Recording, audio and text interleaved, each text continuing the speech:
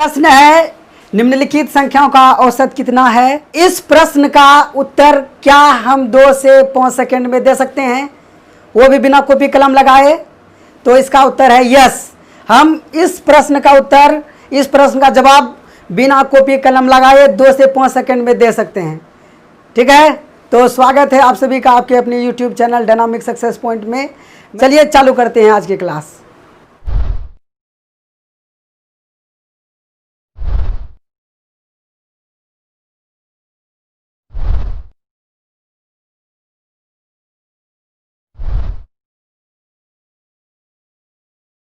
तो आज का पहला प्रश्न आ गया है आपके सामने कि प्रथम 100 धन पूर्णांकों का औसत कितना होगा। प्रथम 100 धन पूर्णांकों का औसत कितना होगा। बिल्कुल ही आसान सा क्वेश्चन है और यह फॉर्मूला पर, बिल्कुल डायरेक्ट फॉर्मूला पर आधारित प्रश्न है। ठीक है ना। यदि आपने पार्ट 1 देखा है और उसमें मैंने जो आपको फॉर्मूले बताए हैं, यदि आपने उसको सीखा है तो ज़रूर आपका अभी तक उत्तर आ गया होगा। यदि आप नहीं देखे हैं तो आप ज़रूर देख लें पार्ट 1। ठीक है ना। मैंने उसमें जितने भी फॉर्मूले लगते हैं, प्रॉपर्टी, औसत के, सब बताया हुआ है। ठीक है ना। तो यदि आप जानते हैं तो बहुत अच्छी बात है। चलिए करते हैं। प्रथम 100 धन पूर्णांकों का औसत कितना होगा। तब लिखाए थे कि इसका मतलब हुआ क्या, प्रश्न का मतलब समझते हैं कि प्रथम 100 धन पूर्णांक कहने का मतलब है 1 से 1, 2, 3, 4 ऐसे डॉट कहाँ तक जाएंगे, 100 तक। ठीक ना। ऐसे करके 1 से लेकर 100 तक संख्या, इसका औसत बताना है। तो एक फॉर्मूला हम आपको बताए थे कि प्रथम पद जोड़ अंतिम पद बटे 2। ठीक, प्रथम पद जोड़ अंतिम पद बटे 2 करेंगे, औसत निकल जाएगा। ठीक ना। तो यहाँ देखिए, पहला पद 1 है, अंतिम पद कितना 100 है, दोनों को जोड़ेंगे कितना होगा 101। 101 बटे 2 करेंगे तो 50.5, ऑप्शन हो जाएगा सी। ठीक है दोस्तों। तो इस क्वेश्चन को करने के लिए लिखने का तो बिल्कुल भी ज़रूरत नहीं है, एकदम डायरेक्ट फॉर्मूला पर आधारित है और फॉर्मूला दिमाग में है तो दिमाग में ही कर लेंगे एकदम से कि पहला पद जोड़ अंतिम पद बटे 2। तो पहला पद 1, अंतिम पद 100, 1 और 100 जोड़ेंगे तो 101, उसका बट्टे 2 करना है, यानी आधा करना है। तो 101 का आधा 50.5। ठीक है दोस्तों, समझ में आ गया। आगे बढ़ें। ठीक है, तो क्वेश्चन नंबर 2 देखते हैं। तो क्वेश्चन नंबर 2 प्रश्न है कि प्रथम 10 सम प्राकृत संख्याओं का औसत कितना है। प्रथम 10 सम प्राकृत संख्या का औसत आपको बताना है और जल्दी से बताना है। आपका उत्तर आ गया है। चलिए, नहीं आया है तो कोई बात नहीं है, इसका एकदम डायरेक्ट फॉर्मूला पर आधारित है। प्रथम n सम प्राकृत संख्याओं का औसत होता है n+1। ठीक है ना। पार्ट 1 में मैंने बताया हुआ है, आप यदि नहीं देखे हैं तो लिंक डिस्क्रिप्शन में मौजूद है, ज़रूर देख लेंगे। ठीक है ना, तब आएगा मज़ा पढ़ने का। उसमें मैंने बेसिक बताया हुआ है, क्या है औसत है क्या, औसत में क्या फॉर्मूले लगते हैं, औसत की प्रॉपर्टी क्या है, उस सब में मैंने डिटेल में बताया है। एकदम बेसिक नॉलेज है। ठीक है ना दोस्तों। तो जब आपको बेसिक नॉलेज पता होगा तब जा कर के आपको चैप्टर का बिल्कुल गहराई से समझ होगा। ठीक ना। तब आप बहुत आसानी से क्वेश्चन को हल कर पाइएगा। ठीक है। चलिए, तो एकदम बिल्कुल ये तो एकदम बिल्कुल आसान सा क्वेश्चन है, बिल्कुल फॉर्मूला पर आधारित है। अगर आपको फॉर्मूला पता है तो उत्तर तुरंत आएगा एकदम से कि प्रथम 10 सम प्राकृत संख्याओं का औसत कितना है। तो प्रथम n सम प्राकृत संख्या का औसत होता है n+1। तो यहाँ 10 है, n के जगह हम तो 10 + 1 11 हो जाएगा। ठीक है, एकदम फॉर्मूला पर आधारित है। यदि आप फॉर्मूला नहीं जानते हैं फिर भी चाहते हैं कि हम इसको करें, छोड़ के नहीं आएँ, तो एकदम सही चैनल को आप देख रहे हैं। ठीक ना। आप बिना फॉर्मूला जाने भी इसको हल कर सकते हैं। चलिए मैं आपको दिखाता हूँ कैसे कर सकते हैं। ठीक है। बोला कि प्रथम 10 सम प्राकृत संख्याओं का औसत कितना है। तो प्रथम मीन्स शुरू से लेकर के, ठीक ना, 10वां पद तक जाएंगे सम संख्या। शुरू सम संख्या होता है 2, उसके बाद 4, 6, 8 ऐसे कर करके 10वां पद तक जाएंगे। तो 10वां पद जो होगा वो कितना होगा, हमको 20 मिलेगा। ठीक है। तो अब हम फिर सूत्र लगाएंगे, एकदम बेसिक सा फॉर्मूला लगाएंगे। प्रथम पद जोड़ अंतिम पद बटे 2 करेंगे तो पहला पद जोड़ अंतिम पद, तो 2 जोड़ 22 और 2 जोड़ 20, सॉरी 2 जोड़ 20 22 बटे 2, तो 22 बटे 2 करेंगे तो 11 उत्तर, अगेन 11 हो जाएगा। ठीक है, फॉर्मूला जानते हैं तो तुरंत हो जाएगा, नहीं भी जानते हैं तो इस तरीक़ा से हो जाएगा। समझ में आ गया? चलिए अगला क्वेश्चन की ओर बढ़ते हैं। तो दोस्तों तीसरा प्रश्न है आपके सामने में, इसको खुद से करने का प्रयास जरूर करेंगे। ठीक है, प्रश्न है कि 50 तक की सभी सम प्राकृत संख्याओं का औसत कितना है। 50 तक जितना भी है सम संख्या उसका औसत आपको बताना है। ठीक है ना, तो जरूर करें, अपने से कर लिए। चलिए आइए देखते हैं 50 तक की सभी सम प्राकृत संख्याओं का औसत कितना है। तो पहले सबसे पहले क्वेश्चन को समझते हैं, है क्या कि 1 से लेकर 50 तक में जितना भी सम संख्या है, ठीक ना, उसका आपको औसत बताना है, यही प्रश्न है। ठीक है ना, अब 50 तक में कितना सम संख्या है कैसे पता चलेगा। तो यदि पदों की संख्या सम हो तो जितना सम रहेगा सम संख्या उतना विषम संख्या होगा। ठीक है, क्या हम बोल दिए, यदि पदों की संख्या सम हो तो सम संख्या और विषम संख्या का जो संख्या होगा वो बराबर होगा। जैसे एक देख लीजिए, 1 2 3 4 5 6 गो पद ले लिए हैं। ठीक ना, इतने को समझ जाइएगा, उसके बाद तो आसान है कि 6 गो हम पद ले लिए हैं, इसमें सम संख्या के गो है 1 2 3, 3 गो सम संख्या है और 3 गो विषम संख्या है। ठीक है ना, तो यहाँ के गो पद है 50 50 50 पद में 25 सम होगा 25 विषम होगा। तो शुरू तो 2 4 6 ऐसे करके 25 पद, तो अंतिमा पद कितना होगा सम संख्या वाला 50 होगा। ठीक है ना, 50 होगा।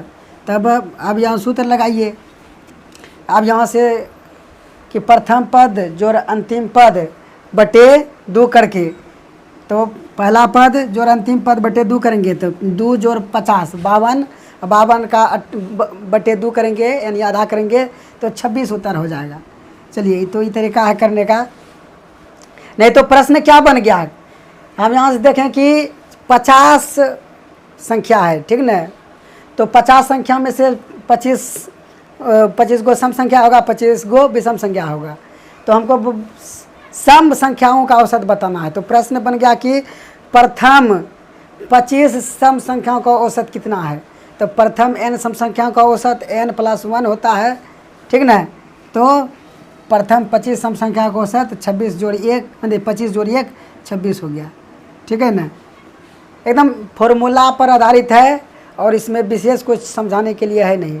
ठीक है ना, फॉर्मूला आपको पता है तो डायरेक्ट कर सकते हैं, समझाने वाला पार्ट इतने को है, बस समझने और समझाने वाला पार्ट बस इतना ही है, बाकी बिल्कुल फॉर्मूला पर आधारित है।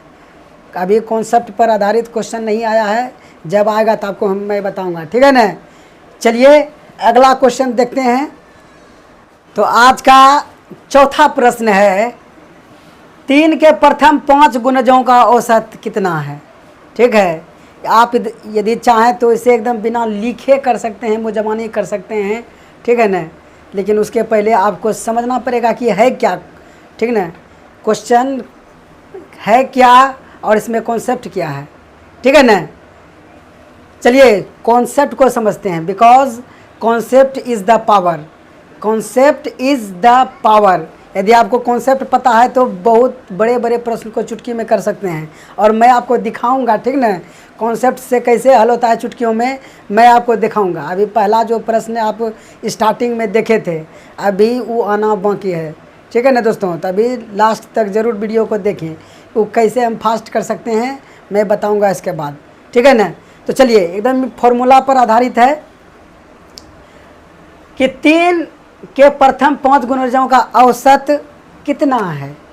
ठीक है, तो समझिए कि क्या बोला, 3 का प्रथम 5 गुणज, 3 गुणज मतलब पहाड़ा, यानी कि 3 का पहला 5 गो पहाड़ा, 3 6 9 12 15, यही हुआ 3 का प्रथम 5 गुणज, इसका औसत बताना है। तो एक कॉन्सेप्ट होता है और मैंने पार्ट 1 में भी बताया है कि यदि संख्या लगातार मतलब बढ़ते क्रम में हो या घटते क्रम में हो, मीन्स संख्या के बीच का गैप, अंतर जो बराबर बराबर हो, ठीक है ना, यानी संख्या सीरीज में हो, ठीक है, एकदम सिंपल भाषा में कहें तो यदि संख्या सीरीज में हो तो औसत जो होता है हमेशा मध्य पद होता है, ठीक ना, औसत जो होता है हमेशा मध्य पद होता है, और औसत का अर्थ ही होता है बीच मिला जुला करके मध्य पद, ठीक ना। तो देख रहे हैं ये सीरीज में है तो बीच वाला हो जाएगा औसत 9, तो उत्तर हो गया 9, एकदम ये कॉन्सेप्ट पर है। और इस कॉन्सेप्ट पर अच्छे अच्छे प्रश्न बनते हैं जो कि एग्ज़ाम में विभिन्न प्रकार के एग्ज़ाम में पूछा गया, ठीक ना, मैं आपको दिखाऊंगा वो क्वेश्चन को। तो ये हम कैसे किए, बिना फॉर्मूला लगाए किए, एक कॉन्सेप्ट पर एकदम किए। क्या किए हम कि हमको पता है कि यदि संख्या सीरीज में हो तो औसत जो होता है हमेशा बीच वाला पद होता है, ठीक ना। तो देख रहे हैं कि बीच में इधर इधर और इधर दो सब के बीच में कौन है 9, तो 9 होगा उत्तर। क्लियर। यदि आप फॉर्मूला से बनाना चाहें तो फॉर्मूला सबको जोड़ करके 5 से भाग देंगे, सबको जोड़ करके 5 से भाग दीजिए। आप जानते हैं ना, मतलब बेसिक फॉर्मूला जो औसत को होता है कुल योग बटे कुल संख्या, तो सबका कुल योग कीजिए। 3, 6, 9, 18, 30, 45, 45 बटे 5 करेंगे तो 9 आएगा उत्तर, ठीक है ना। ये सब का योग आया 45। एवरेज बराबर आपको पता है कि कुल योग बटे कुल संख्या होता है, तो कुल योग होगा 45, संख्या आएगा 5, तो 9 होगा उत्तर। ऐसे करके नहीं तो एक और शॉर्ट वाला तरीका बताए थे कि यदि संख्या सीरीज में हो, मतलब कि लगातार हो, ठीक ना, तो हम प्रथम पद जोड़ अंतिम पद बटे 2 करके भी निकाल सकते हैं एवरेज, ठीक है, कि प्रथम पद जोड़ अंतिम पद बटे 2 ऐसे करके भी हम औसत निकाल सकते हैं, बराबर हो गया 9, ठीक। और नहीं तो आप कॉन्सेप्ट आपको पता है, तिमोजमान ये हो सकता है कि 3 के प्रथम 5 गुणज, 5 गो 3 गुणज लेना है, तो इधर से भी 2 इधर से भी 2, तो बीच वाला कौन होगा 3 का 3, 3 6, 3 या 9, एकदम ऐसे कर सकते हैं, ठीक है ना। ये सब एक बार समझ गए तो दोहरा करके प्रश्न को करने के लिए लिखना नहीं है, ठीक ना।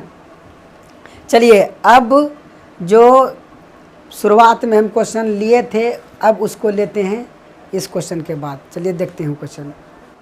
तो आ गया है मोस्ट अवेटिंग क्वेश्चन, जिसके लिए आप वीडियो को देख रहे हैं, ठीक है ना, कि इनका औसत एकदम 2 सेकंड में कैसे दे सकते हैं आप बिना कॉपी कलम लगाए, ठीक है। तो उसके लिए आपको कॉन्सेप्ट जाना होगा, क्योंकि कॉन्सेप्ट इज द पावर, ठीक है ना। चलिए पहले कॉन्सेप्ट बिल्ड करते हैं, ठीक ना, उसके बाद आप देखिएगा, आप खुद कर लीजिएगा इसको, ठीक है ना। चलिए कॉन्सेप्ट को देखते हैं कि पहले सबसे पहले तो औसत निकालने का एक आपको हम बेसिक फॉर्मूला बताए हैं कि एवरेज बराबर कुल योग बटे कुल संख्या, ठीक ना। कुल योग बटे कुल संख्या मतलब सबको प्लस करेंगे हम, 76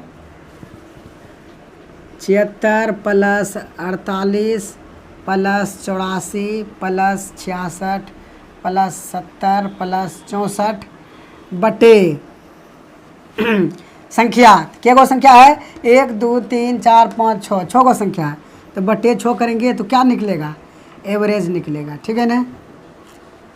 एवरेज निकल करके आएगा, ठीक है, एकदम ये बेसिक सा फॉर्मूला आपको पता है, ठीक ना। और हम आपको लिख करके बता रहे हैं क्योंकि हमको आपको कॉन्सेप्ट बताना है, ठीक ना, कॉन्सेप्ट बिल्डिंग करना है। एक बार कॉन्सेप्ट बिल्ड हो जाएगा तब ये सब लिखने का ज़रूरत नहीं रहेगा, ठीक है। तो अब इसमें हम कॉन्सेप्ट क्या लगाएंगे, तो सबसे पहले हम लास्ट डिजिट कॉन्सेप्ट लगा सकते हैं, ठीक ना। लास्ट डिजिट कॉन्सेप्ट क्या होता है, लास्ट डिजिट कॉन्सेप्ट होता है कि हम संख्या के केवल लास्ट डिजिट को लेकर के जोड़ घटा गुना भाग करेंगे, ठीक है ना। सभी संख्या के सभी अंक को नहीं लेंगे, संख्या का केवल लास्ट अंक लेंगे, उसी से जोड़ घटा गुना भाग करेंगे, ठीक ना। तो चलिए लास्ट अंक लेते हैं, तो 6 8 14 14 में आया 4, ठीक ना, एक अंक लेना है, 6 8 14 हो गया, 14 में आया 4 4 4 8 8 6 14, फिर आ गया 4 4 0 4 4 4 8, तो इधर लास्ट अंक कितना हो गया 8, 6 को इधर लेके चल जाइए, तो इधर भाग में तो इधर हो गया कितना गुना में, ठीक ना। मतलब कि ए का ऐसा मान हमको लेना है कि जिसके लास्ट डिजिट से हम 6 में गुना कराएंगे तो उसका लास्ट डिजिट 8 होना चाहिए। अब देखिए कि यहाँ से हम चेक कर लेंगे, अगर 72 लेते हैं तो इसका ये सही मानते हैं, इसका लास्ट अंक क्या है 2, ठीक है ना। लास्ट अंक क्या है 2, तो छोदनी 12, तो लास्ट अंक कितना हो जाएगा 2 हो जाएगा। अगर 72 लेते हैं हम एक जगह में तो हम लास्ट डिजिट गुना कराएंगे तो छोदनी 12 हो गया, 12 का लास्ट अंक कितना 2 होना तो चाहिए 8, तो ई ऑप्शन कट जाएगा मेरा, ठीक है ना।